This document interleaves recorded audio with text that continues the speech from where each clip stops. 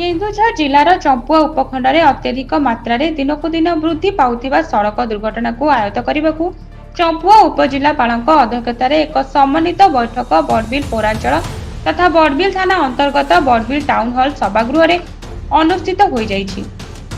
एही बैठक में दुर्घटना घटुथिबार विभिन्न दिग को नहीं आलोचना हेबा सह किपरि भाबरे एहाको आयत्त करा जाय पारिबो से दिगरे उपस्थित समस्त अधिकारी और बुद्धिजीवी माने निज निजर मत प्रकाश करथिले।